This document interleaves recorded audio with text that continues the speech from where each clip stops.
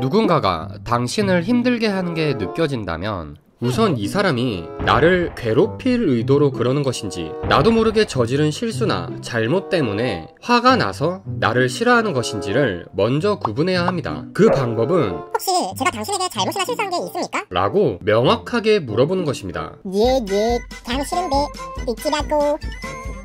만약 이 질문에 제대로 된 대답을 하지 못한다면 그 사람은 그냥 당신이 이유 없이 싫고 괴롭히고 싶어서 그러는 것일 확률이 큽니다. 이럴 때 대처하는 최고의 방법은 그 사람이 당신을 괴롭히는 말이나 행동을 했을 때 최대한 반응해주지 않는 것입니다. 인간의 행동 양상은 상대의 반응에 의해 결정되는 경향이 매우 큽니다. 그러므로 내가 기분 나빠하고 약올라하고 힘들어하는 티를 낸다면 나를 괴롭히고 싶어하는 의도를 가진 상대로서는 말 그대로 자신이 원하는 것을 얻는 것이기 때문에 그 뒤로 당신을 괴롭히는 행동을 더 심하게 하려고 할 것입니다.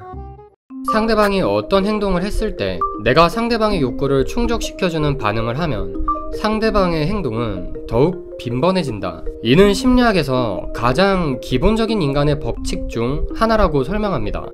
정신과 전문의 니시와키 슌지의 저서 예민한 사람들도 마음이 편안해지는 작은 습관에서는 이에 대한 이해하기 쉬운 예시 하나를 들어주는데요. 마트에서 과자나 장난감을 사달라고 소란을 피우는 아이를 본 적이 있을 겁니다. 시끄러운 소리로 주변 사람들에게 피해가 될까봐 아유 그래 하면서 아이가 원하는 것을 사주면 그 아이는 아 이렇게 뗐으면 내가 원하는 것을 얻을 수 있구나 라는 것을 깨닫게 되고 계속 마트를 갈 때마다 소란을 피울 확률이 커지게 되죠. 이러한 심리 법칙은 성인이 되어서도 바뀌지 않습니다. 아이처럼 대놓고 드러내지만 않을 뿐 어떤 행동에 대한 상대의 반응이 자신의 욕구에 들어맞을 때 그 행동을 더 하게 되는 것은 크게 다르지 않죠.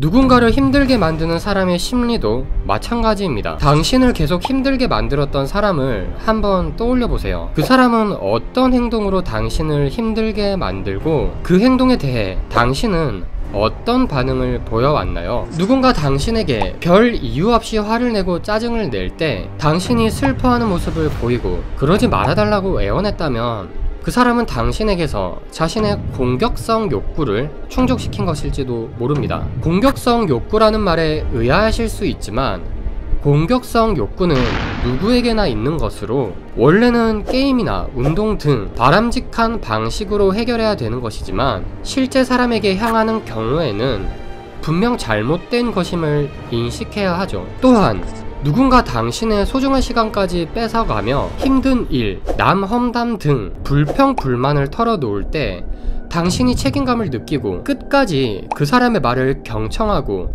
달래주는 반응을 보였다면 그 사람은 당신을 마치 감정 쓰레기통으로 취급하며 자신의 스트레스 해소 욕구를 당신에게서 충족시킨 것일지도 모르죠. 뭐 어떤 유형으로 나를 힘들게 하는 사람이었든 그 관계에는 이런 숨겨진 행동 반응 패턴이 숨어있을 가능성이 큽니다. 만약 그게 어떤 행동과 어떤 반응인지를 깨달았다면 그 다음으로는 당연히 상대가 원하는 반응을 하지 않는 것이 필요한데요. 말은 쉽지만 여기서 우리는 한 가지 걱정을 하게 됩니다.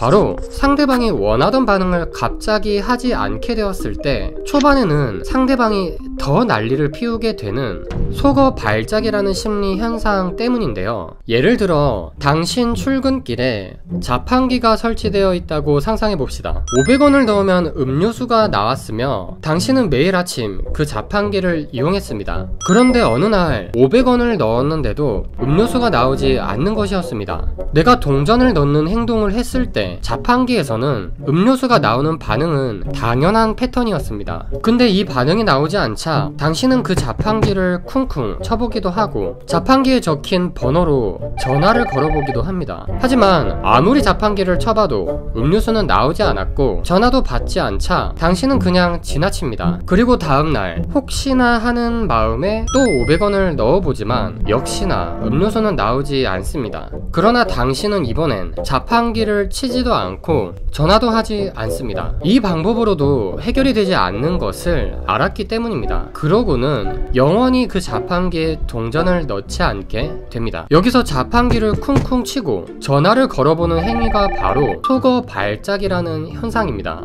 나를 힘들게 만드는 사람의 속어 발작이라고 대입했을 때 나에게 소리를 치거나 화를 낼 수도 있죠. 하지만 여기서 중요한 것은 속어 발작은 반응을 끊었을 때 초기에만 일어나는 현상이라는 것입니다. 동전을 넣고 음료수가 나오지 않은 첫날에는 자판기를 쿵쿵 쳐보고 전화도 걸어보았지만 그래도 반응이 없으니 음료수가 나오지 않은 다음 날에는 그냥 지나친 것처럼 말이죠. 그러니 초반에 속어 발작을 감내할 수만 있다면 우리는 영원히 이 문제의 행동 반응 패턴을 끊어낼 수 있다는 것을 알아야 합니다.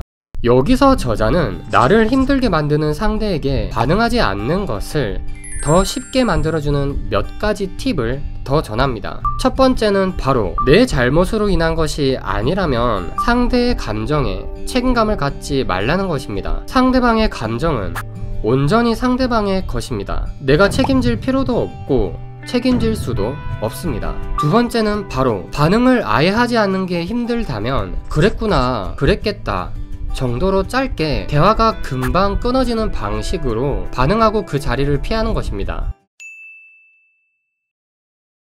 마지막으로 당신의 반응을 고쳐야 된다는 이 방법이 당신에게 문제가 있다고 여겨질 수 있습니다. 하지만 결코 그렇지 않습니다. 그저 당신이 상대의 행동을 컨트롤할 수 없으니 당신의 반응을 컨트롤해 상대의 행동을 하지 않도록 유도시키는 것일 뿐입니다. 물론 반대로 모든 상황을 다 상대방의 문제라고 여기는 것도 옳지 않습니다. 나와 상대의 상황 모두를 객관적으로 바라보는 것은 건강한 관계의 가장 기본적인 조건입니다. 그래서 저자는 3번 카메라라는 개념을 소개합니다. 1번 카메라는 상대를 비추는 카메라입니다. 이 카메라로 세상을 바라보면 무엇이든 상대방의 기대와 욕구에 초점을 맞추게 됩니다. 2번 카메라는 자신을 비추는 카메라입니다.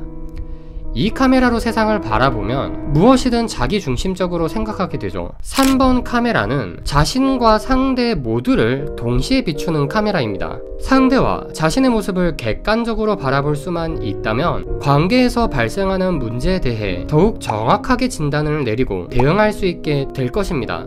이렇게 예민한 사람들도 마음이 편안해지는 작은 습관에서는 예민한 사람들이 흔하게 겪을 수 있는 다양한 고통들의 해결책을 다루고 있는데요. 오늘은 그 중에서도 자신을 힘들게 하는 사람에 대한 해결책에 대해서 다루어 보았습니다. 이 영상이 당신의 인생에 조금이나마 도움이 될 수 있길 희망합니다.